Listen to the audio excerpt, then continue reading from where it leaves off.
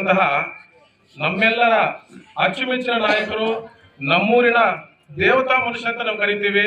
ಅಂತ ಮನುಷ್ಯರಾದ ಶ್ರೀ ರಮೇಶ್ ಮೋರ್ ಅವರು ನಮ್ಮೂರಿಗೆ ಬಂದಿರತಕ್ಕಂಥ ವಿಶೇಷ ಏನು ಇಲ್ಲ. ಈಗ ಸ್ವಾಮಿಗಳು ಹತ್ರ ಒಂದು ತಿಂಗಳಾಯ್ತು. ನಮ್ಮೂರಲ್ಲಿ ಏನಾಗ್ತಿದೆ, ಏನ್ ವಿಷಯ ಅಂತ ಹೇಳ್ಬಿಟ್ಟು ಕೆಲವೊಂದು ಎರಡು ಮಾತನ್ನು ನಾನು ಮಾತಾಡ್ಲಿಕ್ಕೆ ಮಾತ್ರ ಇಷ್ಟಪಡ್ತೀನಿ. ಸ್ವಾಮಿಗಳು ಮಾಡಿರ್ತಕ್ಕಂಥ ಸೇವೆ ನಮ್ಮೂರಿಗೆ ಇದುವರೆಗೂ ಯಾರು ಮಾಡಿಲ್ಲ. ವಿಶೇಷವಾಗಿ ಈ ಊರು ಕಟ್ಟಿದಾಗಿಂದ ಹಿಡಿದು ಅಲ್ಲಿ ಮೊದಲು ಪಾತೂರ್ ಅಂತಿತ್ತು. ಪಾತೂರಿಂದ ಈ ಊರು ಬರ್ಬೇಕಾದ್ರೆ ಸುಮಾರು 145 ವರ್ಷಗಳಾಯ್ತು. 145 ವರ್ಷಗಳಾಗಿ ಈ ಊರು ಮೊದಲು ಮನೆಗಳಲ್ಲಿ ಕಟ್ಟಿಕೊಂಡಾಗ ಅಲ್ಲಿ ಮೊದಲು ನಮ್ಮೂರೆಲ್ಲ ಸೇರಿ ಅಲ್ಲಿತ್ತು. ಇಲ್ಲಿಗೆ ಬಂದಾಗ ಯಾವುದೇ ರೀತಿಯ ನಮಗೆ ತೊಂದರೆ ಆಗಲಿ, ಇನ್ನೊಂದಾಗ್ಲಿ ಮತ್ತೊಂದಾಗಿ ಯಾವುದೇ ರೀತಿ ಕಾಣಲಿಲ್ಲ. ಆಯ್ತು ಊರಿಗೆ ಬಂದಾಗ ಮನೆಯಲ್ಲಿ ಕಟ್ಕೊಂಡಿದೀವಿ. ಈಗ ಸುಮಾರು 80ರಿಂದ 100ರಿಂದ 125, 135 ವರ್ಷಗಳಾಗಿದೆ ನಮ್ಮೂರನ್ನು ಕಟ್ಟಿ. ಆ ಕಾಲದಿಂದ ಇದು ಏನೋ ಬಡವರಾಗಿ ಕಷ್ಟಪಟ್ಟು ಬೆಂಗಳೂರು ಕಡೆ ಹೋಗಿ ಬಾವಿ ಕೆಲಸ, ಮಣ್ಣು ಕೆಲಸ, ಮತ್ತೊಂದು ಕೆಲಸ, ಎಲ್ಲಾ ಕೆಲಸಗಳನ್ನು ಮಾಡಿ ನಾವು ಜೀವನ ಸಾಗಿಸ್ಕೊಂಡು ಬರ್ತಾ ಇದೀವಿ. ಈಗ ಪದೇ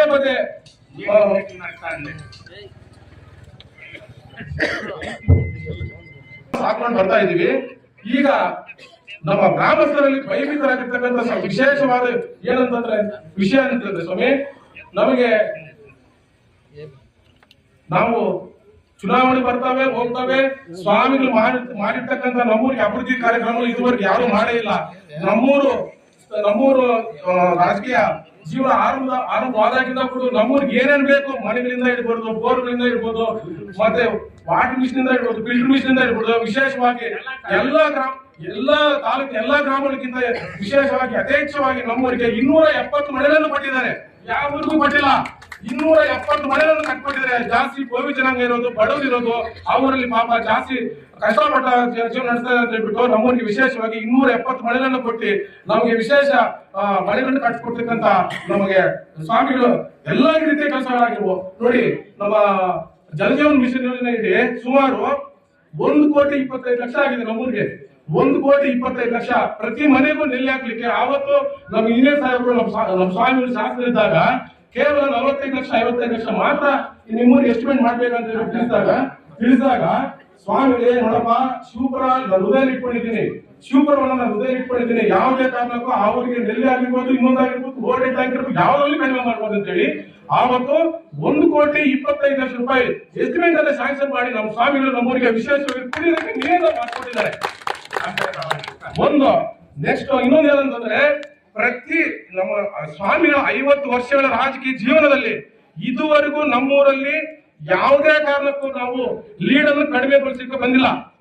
ಏನಂತಂದ್ರೆ ಕೊನೆ ಲಾಸ್ಟ್ 2023 ಚುನಾವಣೆಯಲ್ಲಿ ಯಾರು ದುಡ್ಡುಗೋಸ್ಕರ ಮಾಡ್ಕೊಂಡು ನಾವೇ ನಮ್ಮೂರು ಎಲ್ಲ ಸೇರ್ಕೊಂಡು ದುಡ್ಡುಗೋಸ್ಕರ ಮಾಡ್ಕೊಂಡು 2,000 ರೂಪಾಯಿ ಕೊಟ್ಟಿದ್ದಕ್ಕೆ ಓಟ್ ಹಾಕಿ ನಮ್ಮ ಸ್ವಾಮಿಗಳಿಗೆ ನಾವು ಮತ ತೋರಿಸ್ಲಿಕ್ಕೆ ಆಗ್ಲಿಲ್ಲ.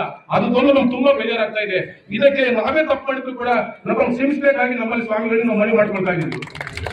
ಈಗ ಇದೊಂದು ವಿಷಯ ಏನಂತಂದ್ರೆ ಅರಣ್ಯ ಭೂಮಿ ಮತ್ತು ವಿಶೇಷವಾಗಿ ಗ್ರಾಮಸ್ಥರಲ್ಲಿ ಒಂದು ಭಯ ಮತ್ತು ಗುಮಾನೆ ಆಗ್ಬಿಟ್ಟಿದೆ ಸ್ವಾಮಿ. ಏನಂತಂದ್ರೆ ಅರಣ್ಯ ಭೂಮಿ ಇಡೀ ಊರೇ ಶಿವಪುರ ಗ್ರಾಮ ಅರಣ್ಯ ಭೂಮಿಗೆ ಸೇರ್ಬಿಟ್ಟಿದೆ. ಸ್ಕೆಚ್ ಬಂದಿದೆ, ಮ್ಯಾಪ್ ಬಂದಿದೆ. ಏನು ನಮ್ಮೂರಲ್ಲಿ ಚೆನ್ನಾಗಿರ್ತಕ್ಕಂತ ಸುಮಾರು 200 ಎಕರೆ 300 ಎಕರೆ 500 ಎಕರೆ ಏನೂ ಇಲ್ಲ. ಒಬ್ಬೊಬ್ರಿಗೆ 20 ಎಕರೆ 10 ಎಕರೆ ಯಾವ್ದು ಇಲ್ಲ. ಇರ್ತಕ್ಕಂಥದ್ದು ಕೇವಲ 20 ಗುಂಟೆ 10 ಗುಂಟೆ 30 ಗುಂಟೆ 1 ಎಕರೆ 2 ಎಕರೆ 30 ಎಕರೆ 3 ಎಕರೆ ಈ ತರ ಇರೋದು ಅಷ್ಟೇ ನಮ್ಮೂರಲ್ಲಿ. 1 ಎಕರೆ 2 ಎಕರೆ 3 ಎಕರೆ ಇದೇ ಇರೋದು. ಇದರಿಂದ ಏನೋ ನಮ್ಮೂರು ಹೋಗ್ತಾ ಇದೆ, ನಮ್ಮ ಜಮೀನುಗಳು ಹೋಗ್ತಾ ಇದೆ, ನಮ್ಮ ಬಡವರಾಗಿದ್ದೀವಿ, ನಮ್ಮ ಮಕ್ಕಳಿಗೆ ಏನ್ ನಾವು ಮುಂದೆ ಭವಿಷ್ಯದಲ್ಲಿ ನಾವ್ ಏನ್ ಮಾಡ್ಬೇಕು ಅಂತ ಹೇಳ್ಬಿಟ್ಟು ಎಲ್ಲರೂ ಭಯಭೀತರಾಗಿ ಜಾಸ್ತಿ ಭಯಭೀತರಾಗಿದ್ದಾರೆ ಸ್ವಾಮಿ.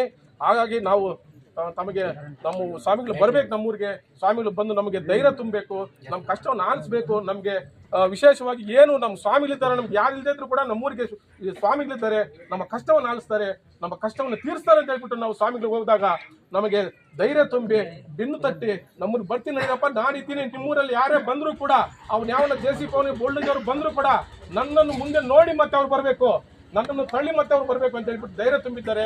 ಅವ್ರಿಗೆ ನಾವು ಪಾದಾಭಿವಂದನೆ ಸಲ್ಲಿಸುತ್ತಾ ನನ್ನ ಕೆಲವೊಂದು 2 ಮಾತನ್ನು ಮುಗಿಸ್ತಾ ಇದ್ದೀವಿ ಸ್ವಾಮಿ.